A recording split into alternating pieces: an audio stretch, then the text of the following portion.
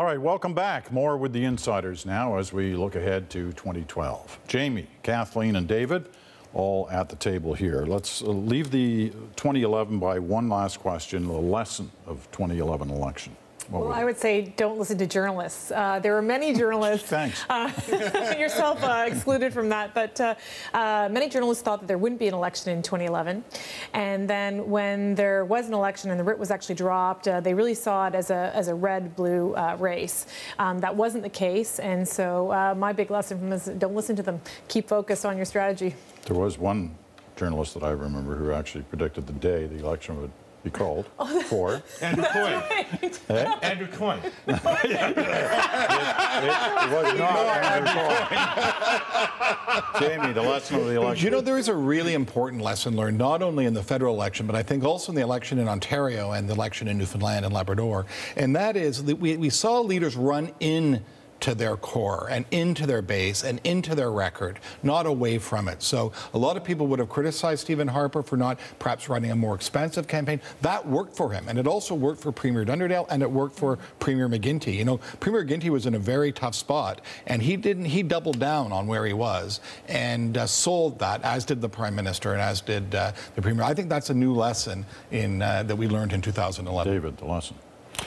For those who still needed to learn it, advertising matters. And the Conservatives won the election in two waves of advertising, one of which was the paid party advertising that destroyed Michael Ignatieff right out of the gate.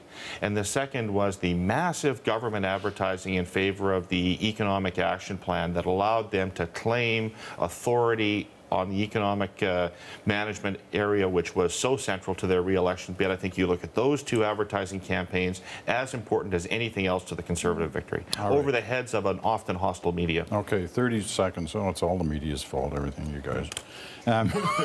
30 seconds each. What to watch for, what to ignore in 2012. And Jamie, you start. I think what we want to watch for is we clearly have a divided opposition. Well, let's say we have an opposition in transition right now. And we ought to see whether that is helpful or hurtful to the government, right? At first, you'd think that's something the government would watch. But, you know, we all do a little bit better when we feel that breath on our necks. You know, it keeps us sharp and keeps us focused. So let's watch and see whether the divided or the changing opposition is going to be good or bad for the government. What to avoid is I think Canadians really are fed up with the gotcha politics and the petty stuff anymore. And I think we've talked about that a lot, and I think the time has come to turn the page on that. David. What to watch for, I think who wins the NDP leadership and who runs for the Liberal leadership are going to be the two most important decisions affecting the shape of the future of Canadian politics that happen this year. What not to watch for, polls that sample the general public. We've got 60% or less voter turnout now, a government that focused ruthlessly on that voting population.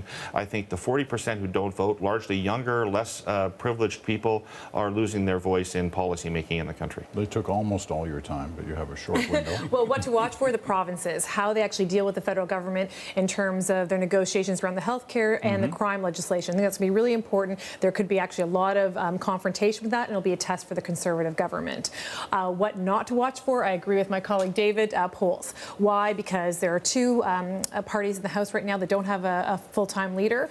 Basically, I would say tune out on polls to the beginning of 2015. That's when it's going to matter, when we're going to know what the ballot question is and we know who our leaders are. Well, we will if all of you do too. Sounds good. All right. It's been great with you guys this year, and I know it will be in the next year as well. A reminder that 2 nights from tonight, this Thursday, the much-anticipated year-end political quiz.